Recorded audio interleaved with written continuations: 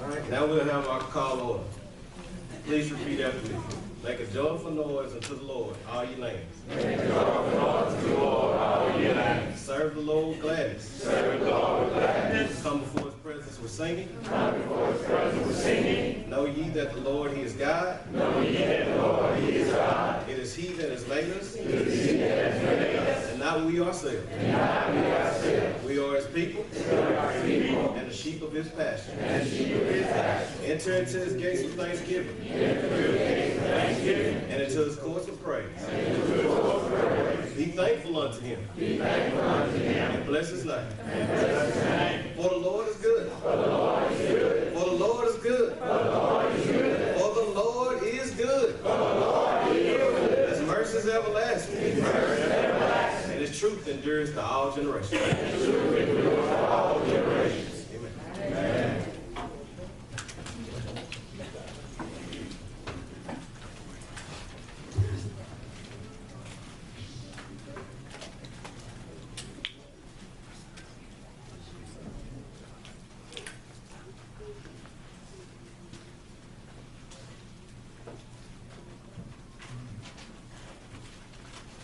Let us pray.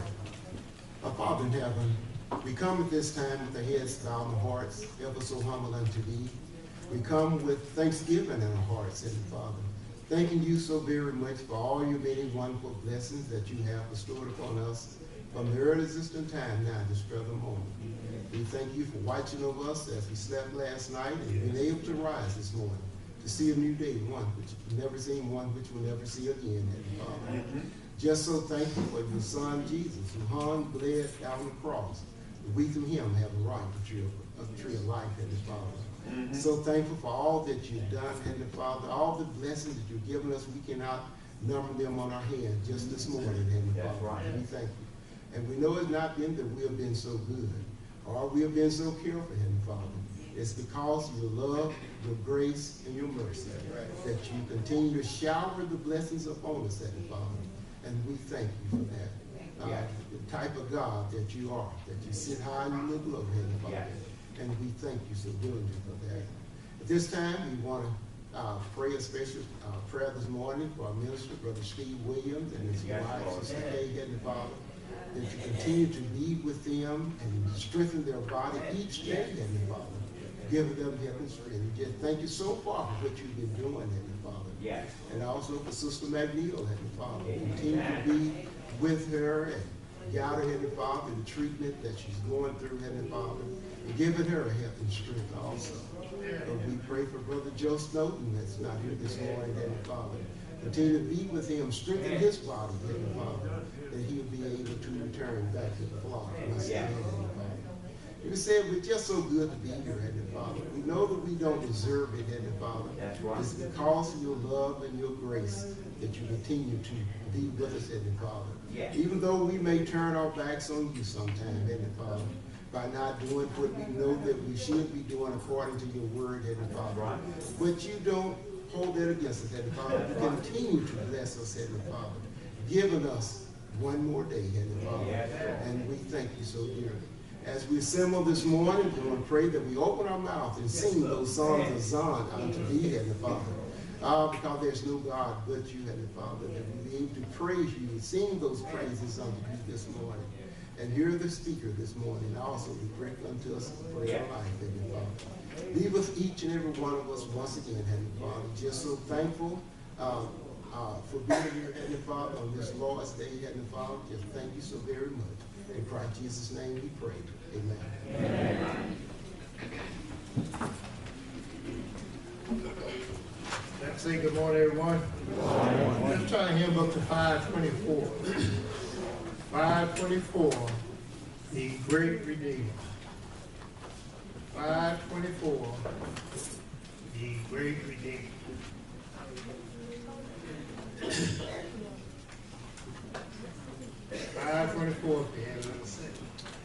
Heart of the great Redeemer, who is doing so much for me, who will with joy I tell the story, for the Lamb that made me free, till my earthly life is ended, so the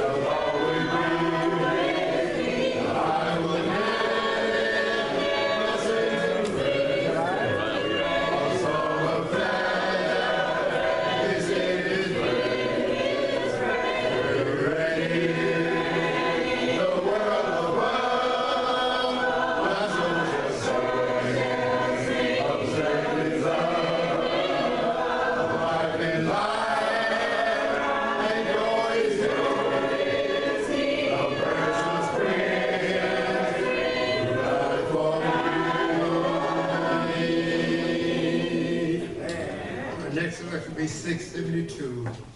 Our God, He is alive. We'll sing the first, second, and the last chapter. 672. Our God, He is alive. 672. There is beyond the earth of blue. Oh, God, concealed from human sight. He made the sky with heavenly blue, and framed the world with His great might. There is a God. There is a God. He is alive. He is alive.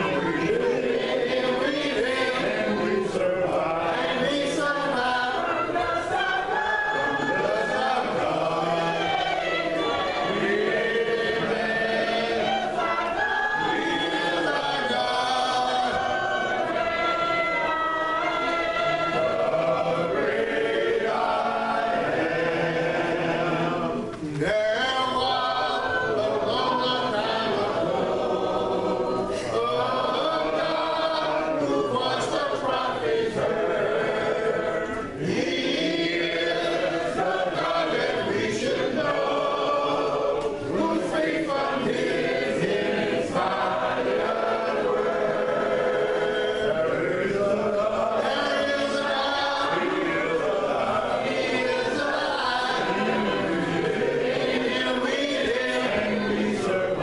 And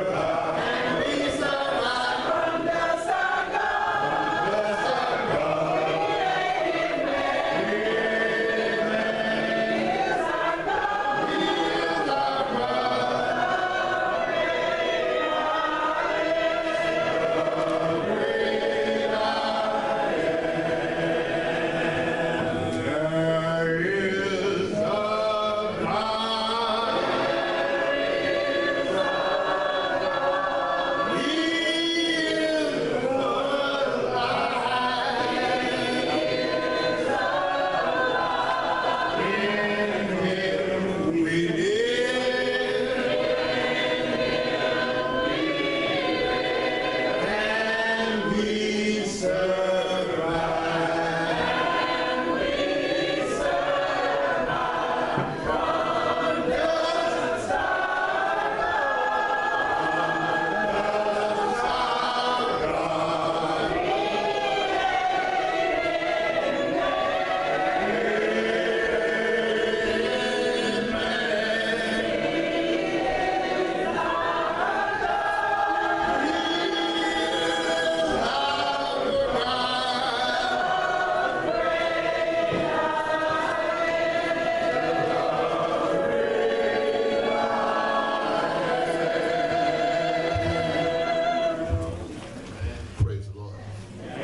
From the scripture reading this morning is going to be taken from 1 Samuel chapter 17. That's an Old Testament passage. All right.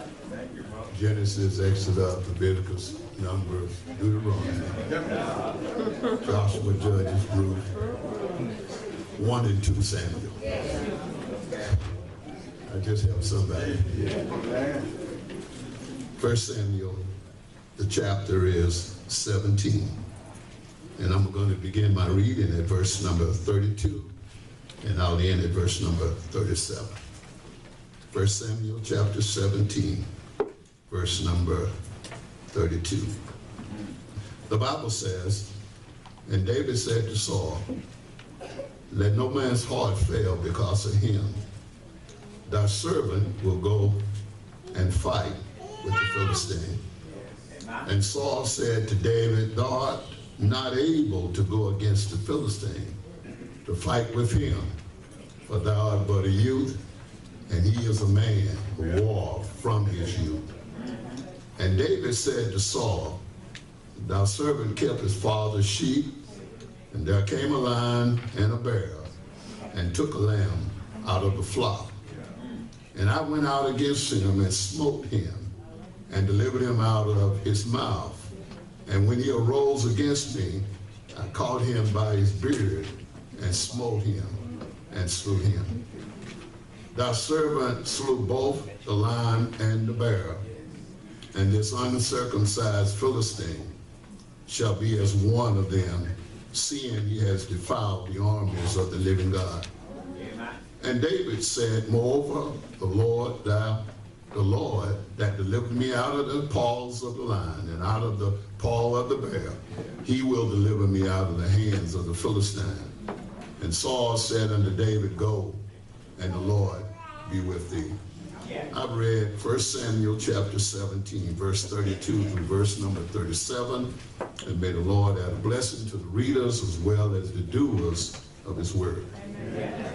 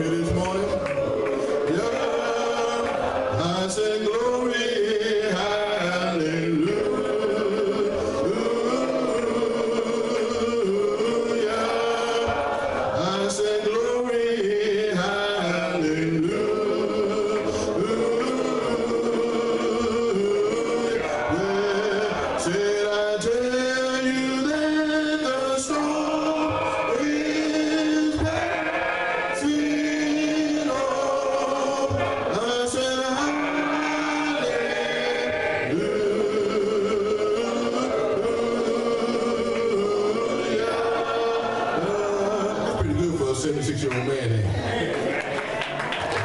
I don't think he wanted me to tell his age, but I hope my hair look like it when I get 76. I hope my hair, I already said the hair, look like that at 76, it look good. And I certainly hope I'm able to get around at the age of 76 like our brother. We're grateful for Brother Ryan that he has turned 76 on today. In fact, we're grateful for all of those old soldiers, seasoned soldiers that are still around and trying to do something for the Lord. We have so many seasoned folk that are not doing nothing for, did I say nothing? I hopped exactly what I meant to say, that are doing nothing for the Lord. But just because you've gotten older don't mean you got to stop. So we're grateful to have each and everybody that's in here this morning. God has woke us up this morning. Let the church say amen. God has allowed us to move on and live. Let the church say amen. Somebody said we're too blessed to be stressed. Somebody said we're too anointed to be disappointed. Somebody said we come too far to turn around. So this morning, the bigger they are, the harder they fall. God picked us up when we struggle to get through. God healed our hearts when it was thrown and shattered. God gave us hope when it seemed it was out of reach. God filled us with peace when chaos flowed through our veins. God showed us light when there was nothing but darkness. God gave us comfort when our voice cried out in pain. God reassured us when doubts screamed in our head. God kept us when we were going nowhere. God sustained us when we had no strength. God came and stayed with us when everybody turned and left us. God restored us with happiness when life seemed to snatch away from us. God filled us with emptiness when he filled our emptiness when we were lonely. God helped us when we want to let it all go. God showed us the beauty of life when the world showed us nothing but hate. God. Somebody say God. God is good this morning. Somebody said not only this morning that God is good, I'm just trying to wake you up this morning. Now man calls this Easter. The church here calls this Youth Sunday. But God calls this just another Sunday morning. And I want you to tell you that today is a Sunday morning. And because it's Sunday morning, we ought to look to our neighbor. Go on and tell your neighbor. I ain't saying nothing yet. I didn't look at your neighbor. Tell your neighbor that God loves you. I love you too. I sure ain't lying.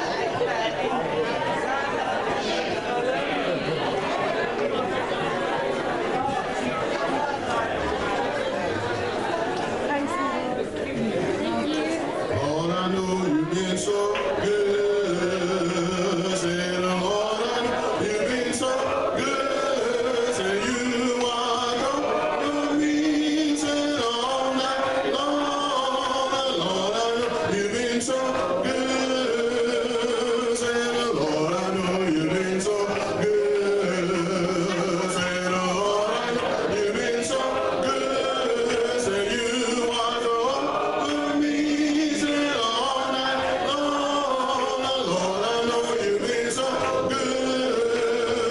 Say the Lord, I know you spared my life. Say the Lord, I know you spared my life. I said I could have been dead, sleeping in my grave. Lord, I know you spared my life.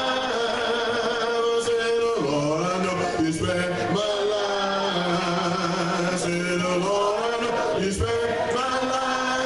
I said I could have been dead, sleeping in my grave. Lord, I know you spared my life. Yeah, Lord, I know you've been so good. Say the Lord, I know you've been so good. Say you are with me. Say all night long.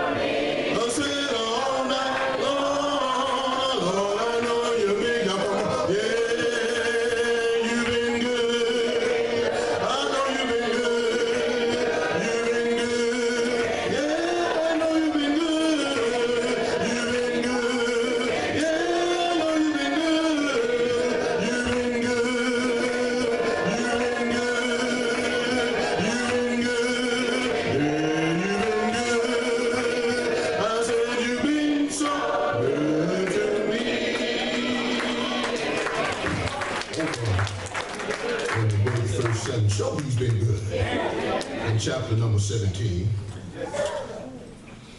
talking about Goliath and the youth. David. Goliath was known as what some folk would call a giant. Giants are still ever present today. Giants are seen in financial debt. Giants are seen in natural disaster. Giants are seen in dialysis. Giants are seen in danger. Giants rather are ever present in deceit. Giants are formed in disease. Giants are even in depression. When we talk about youth, giants are seen in bullying today in our schools. Giants are even seen in peer pressure, in drugs, drinking, in teenage pregnancy. Giants are sometimes even seen in our parents not living right so they can have an example to follow. Lord have mercy, giants are ever present, but if we keep our eye, keep our mind, keep our hand on the biggest giant of all, they call him Jehovah. Then no matter what earthly giant that we run into, we'll always understand that the bigger they are, come on somebody, the harder they will fall. 1 Samuel chapter 17, just a few points this morning. When the odds are against you. Point number 2, don't forget where you came from. I don't want to stop. Sometimes we forget where we come from. We come from dirt. And just because we have a little something now, can't nobody tell us nothing. But we come from dirt. And finally, always run towards your giant. Don't run from it. 1 Samuel chapter 17, we're going to pick up right about verse number 4. When the odds are against you. So in verse number 4 of chapter 17 of 1 Samuel, it says that, and there went out a champion out of the camp of the Philistines named Goliath of Gath, whose height was 6 cubits and a span, and he had a helmet of brass upon his head, and he was armed with a coat of mail, and the weight of the coat was 5,000 shekels of brass. Said that he had greaves of brass upon his legs, and a target of brass between his shoulders, and the staff of his spear was like a weaver's beam, and his spear's head weighed 600 shekels of iron, and one band of shield went before him. It said, and he stood and cried unto the armies of Israel, and said unto them, why are ye come out to set your battle in array? He says, am not I a Philistine, and ye servants to Saul? He says, choose you a man for you, and let him come down to me. He said, if he be able to fight with me and to kill me, then will we be your servants. But if I prevail against him and kill him, then shall ye be our servants and serve us. So then 10 says, the Philistines said, I defy the armies of Israel this day. He says, give me a man that we may fight together. When Saul and all of Israel heard those words of the Philistines, they were dismayed and greatly afraid. He said, now David was the son of Ephraite of Bethlehem, Judah, and whose name was Jesse, and he had 8 sons, and the man went among men for an old man in the days of Saul. He said, and the 3 eldest sons of Jesse went and followed Saul to the battle, and the names of his 3 sons that went to battle were Eliab, the firstborn, the next to Abinadab, and the third Shama. And David was the youngest, and the 3 eldest followed Saul. When the odds are against you. Now, to talk a little English, Goliath was said to be over 9 feet tall. He wore a bronze helmet, a bronze coat that weighed about 125 pounds. He carried a spear that was 15 pounds. What in the world is this? Talk about the odds against you. Now, all David was in Gath, he never fought in battle, and all he did was tend to his father's sheep. Now, wait a minute. Don't ever get caught up and what folk tell you you can't do. And now when you have God's help, there's no limit to what you can do. Now, many men and women, boys and girls have failed because they didn't trust in God. Proverbs chapter 3 verse 5 says, trust in the Lord with all thine heart and lean not unto thine own understanding. It says, in all thy ways acknowledge him, he shall direct thy path. Now, what are you saying? In everything you do, recognize God first and allow God to go before you. So what, your mama's not around, so what, your daddy don't care, but God cares and God will never leave you. Sometimes the youth of life, they accuse us of not understanding. Well, maybe we don't understand. We done slept a few nights, we done got a little bit older, but even though we don't understand, God understands, and you ought to stay with God. So now when the odds are against you, travel on because God can beat all odds. Now, the road may be rough. The going is going to get tough. But if you keep God, you'll understand that the bigger they are, the harder they'll fall. Don't forget where you come from. Look at verse number 16. Philistine drew near morning, and even presented himself, says, 40 days. And Jesse went to David his son. He says, take now for thy brother that Epaphras this parched corn and these 10 loaves, and run to the camp to thy brother, and carry these 10 cheeses unto this captain of their 1,000, and look how thy brethren fare, and take their pledge. And now Saul and they and all the men of Israel were in the valley of Elah, fighting with the Philistines. So David rose up early in the morning, left the sheep with the keeper, and took and went as Jesse had commanded him. And he came to the trench, and as the host was going forth to fight and shouted for the battle, he said, for Israel and the Philistines had put the battle in array, army against army. Verse 22, and David left his carrot in the hand of the keeper of the carrot, and ran into the army, and came and saluted his brother. And as he talked with them, behold, there came up the champion, the Philistines of Gath, and Goliath by name, and out of the armies of the Philistines, and spake according to the same word David heard them. He said, and all the men of Israel, when they saw the man, they fled from him. And they were so afraid. And the men of Israel said, have ye seen this man that has come up? Surely to defy Israel is he come up, and it shall be that the man who killeth him, the king will enrich him with great riches, and will give him his daughter, and make his father's house free in Israel. David spake to the men and that stood by him, saying, What shall be done to the man that killeth this Philistine, and taketh away the reproach from Israel? He says, for who is in the uncircumcised Philistine, that he should defy the armies of the living God? We'll be back there. Ain't nothing like somebody defying the armies of your God. You ought not just let somebody defy your God. You ought not just let somebody talk about your capital G-O-D God.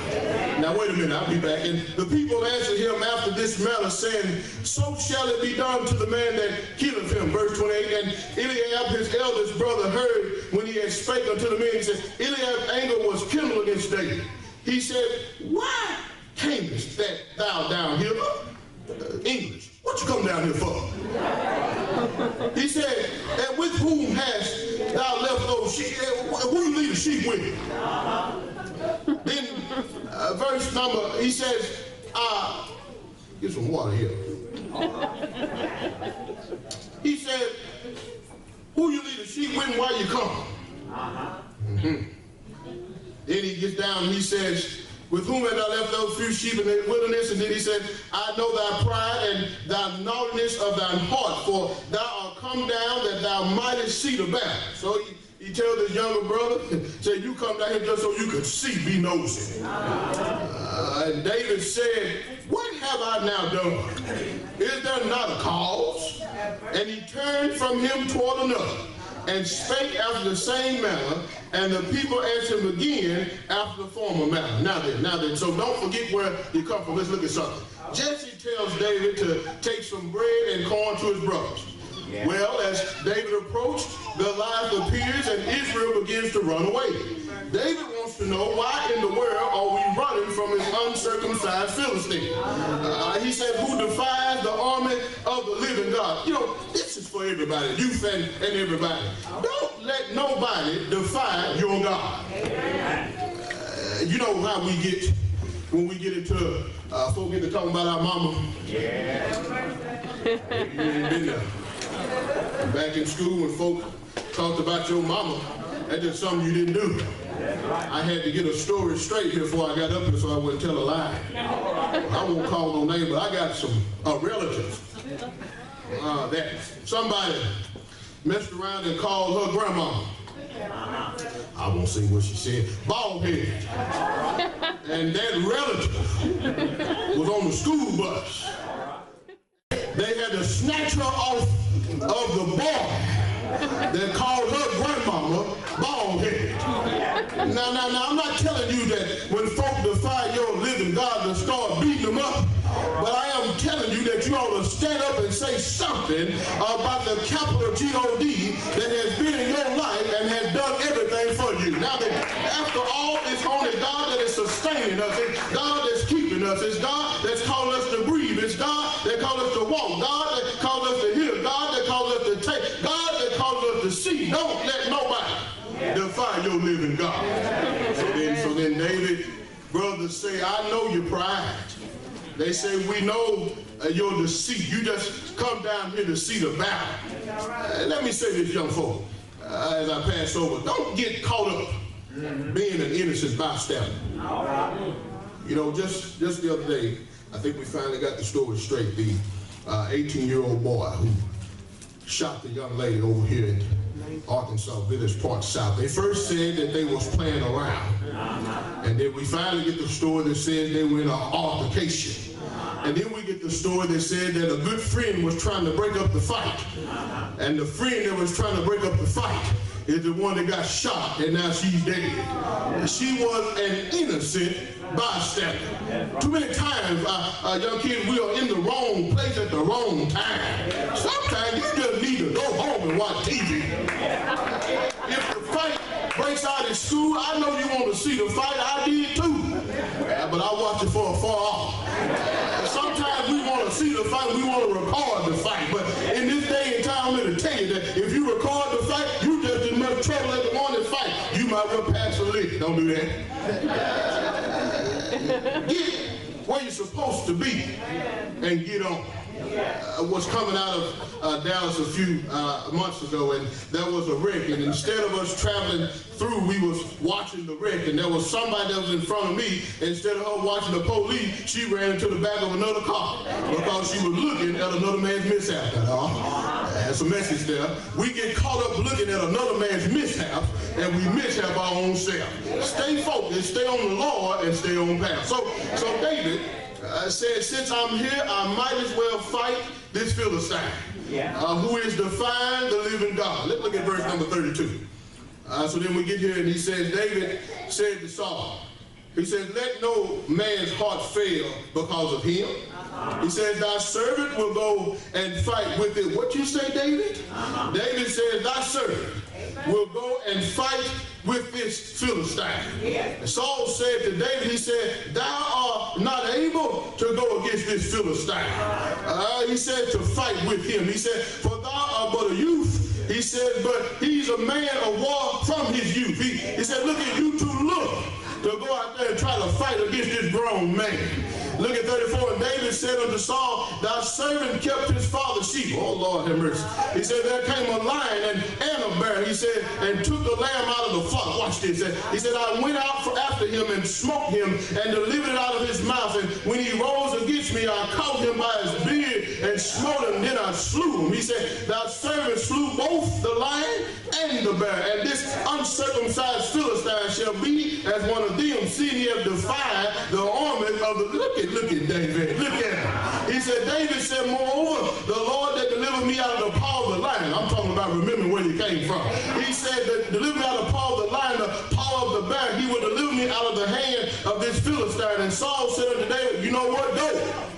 He said, and the Lord be with you. A good memory makes heroes.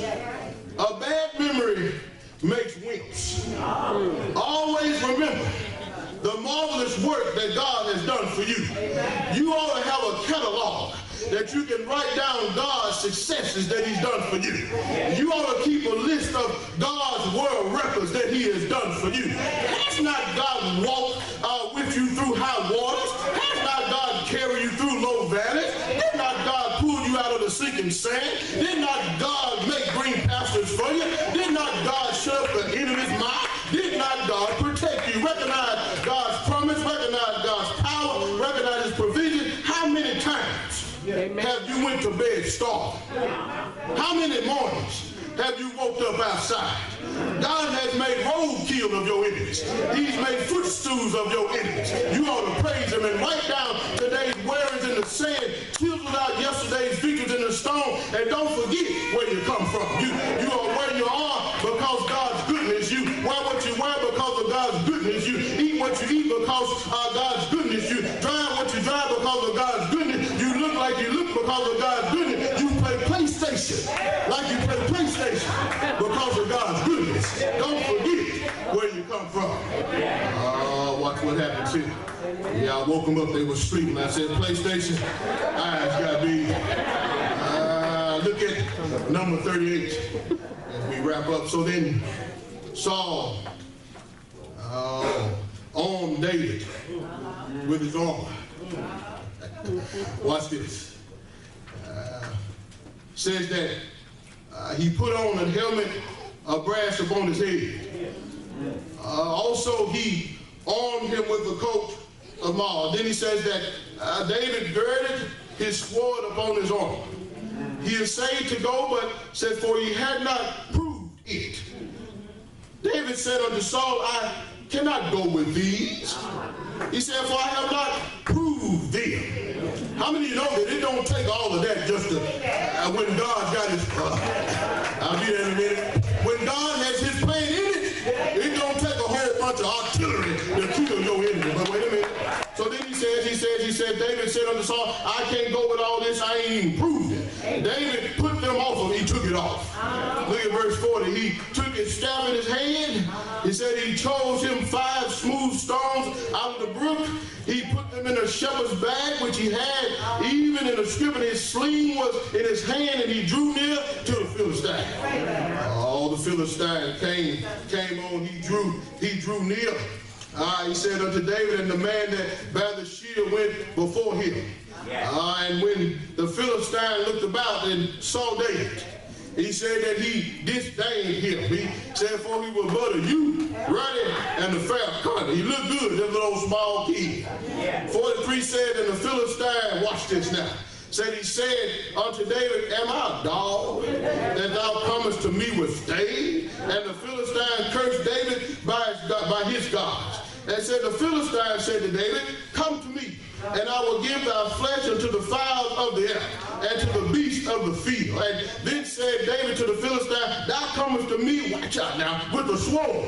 You come to me with a spear. He said, you come to me with a shield. He said, but I come to thee in the name of the Lord of hosts, the God of the capital G-O-D, of the armies of Israel, whom thou hast defied.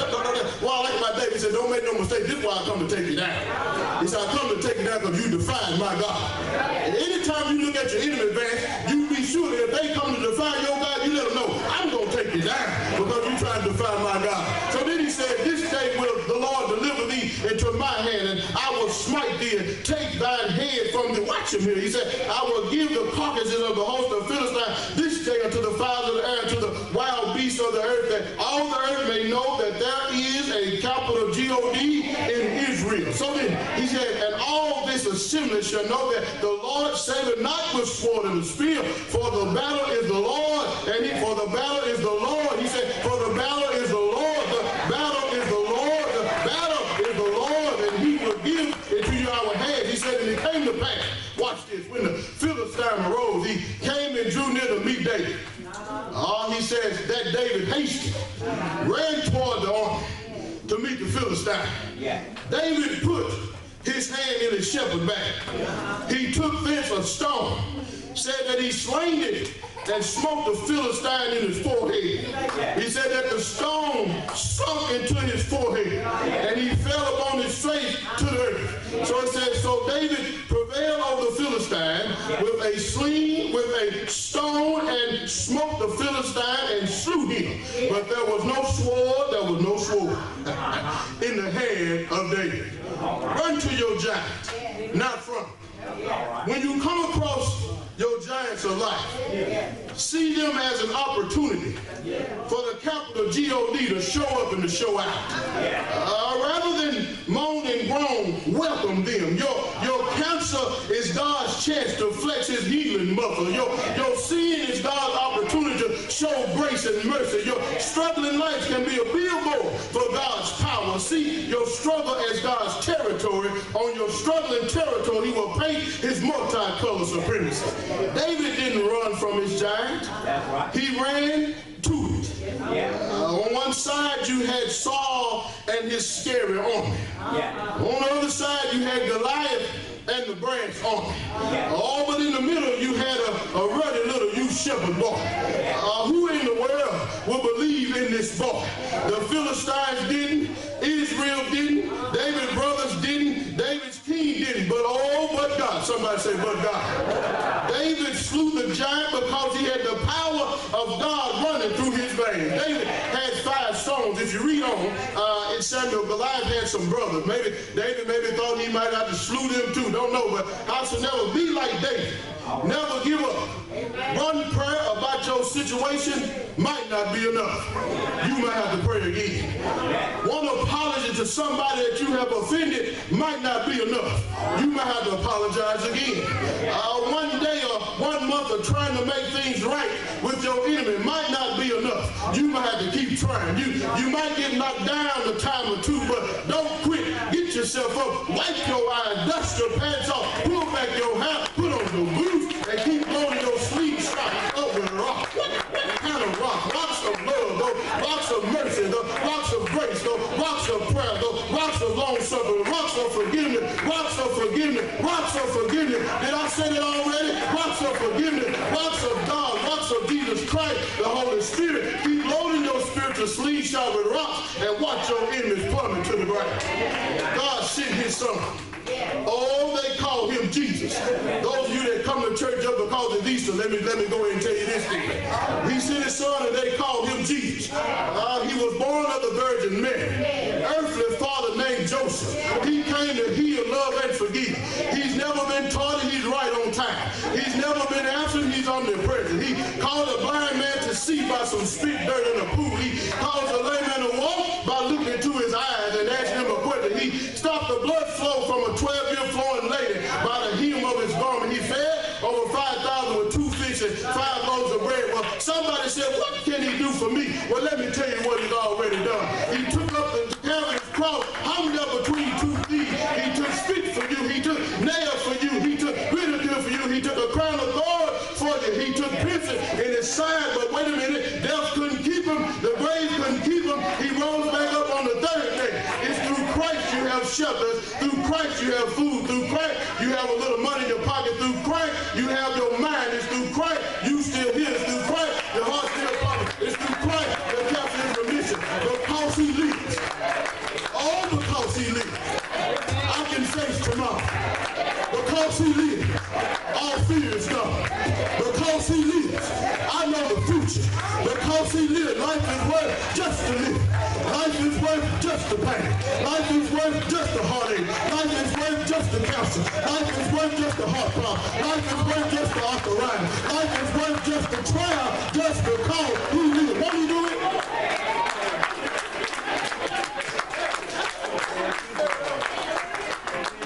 I don't get too in my feelings when I see that my sister's not walking like she used to. But I get excited when I see that you still walk. When I look at my pastor, when I look at my pastor, I don't get too bothered that you lost a little weight. I get excited because I still see you. Don't give in and don't give out. For God supplies and there is no doubt. Don't give in to Satan's sin. You got to hold on until the journey's end. At the journey end, there'll be no more dying. At the journey end, there'll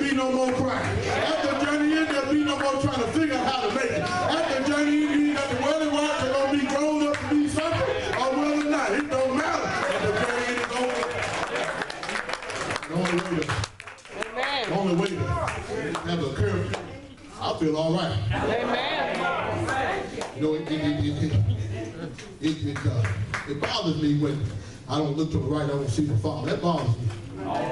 But I know that God has given me 85 years. And I know what I talked to my sister about it. I know that those days won't be the same all the time. I know that he's going to slow down. I know that I'm going to slow down. But it kind of bothers me. But after I think about it, I think about how good God has been to all of us.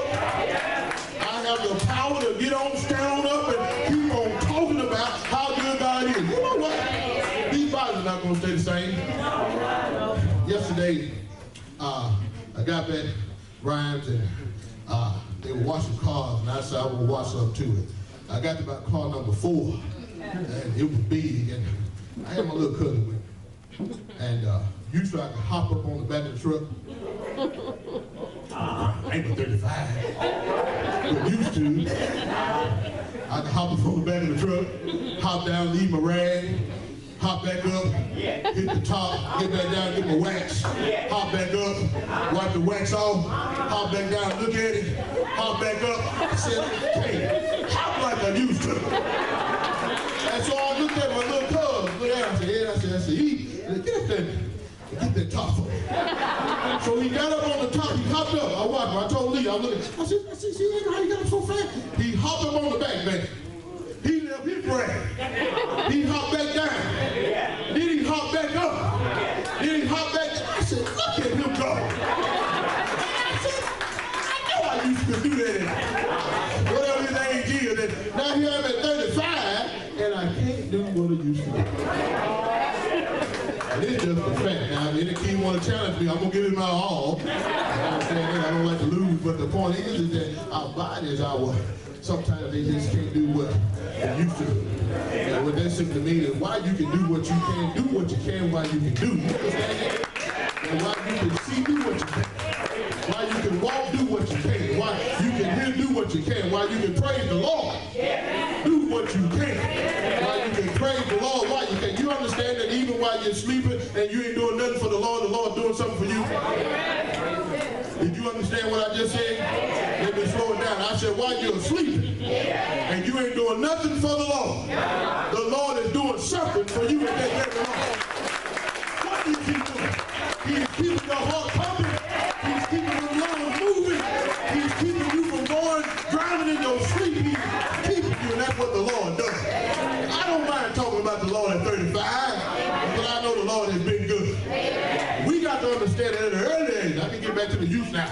And at an early age, you got to understand how good God is. When I look at little John over here, I know that God has given him strength. Almighty, when I look at the new part over here, you had a rough start, son, you may not even know it, but God brought you through. When I look at me over here, I know that God is working on it. When I look at my man, I know God is working on it. You all have got God working on it.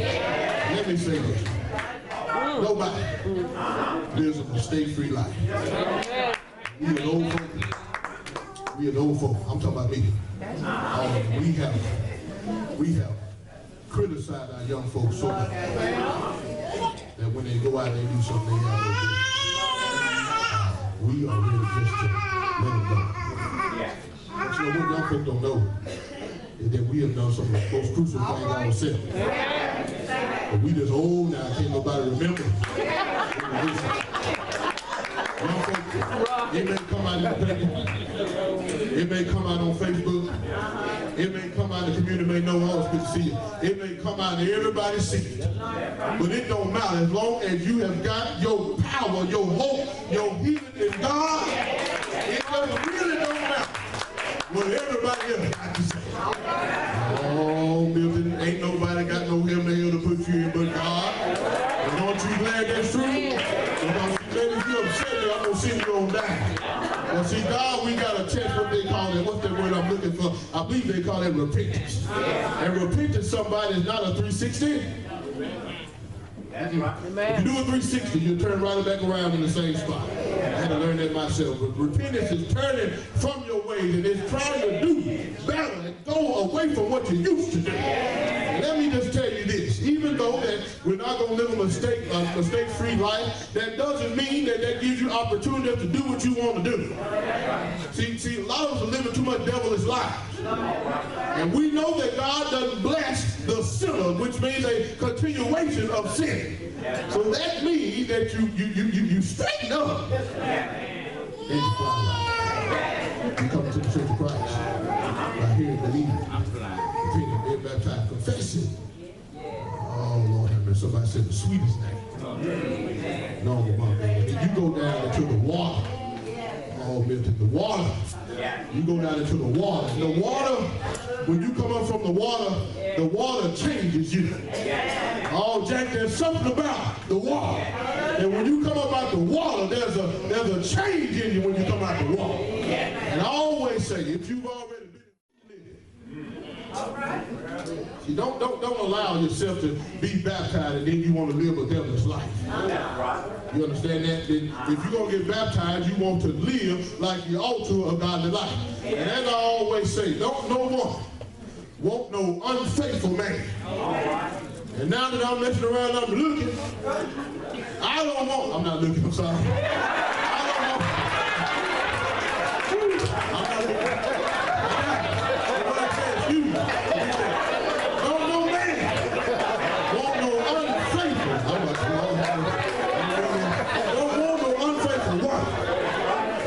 She wanted to come home at night. And I want her to come home at night. And God wants you to stay home. Because God is always blessing you in and out, even when you don't know. Let's stand. Don't need to come to this.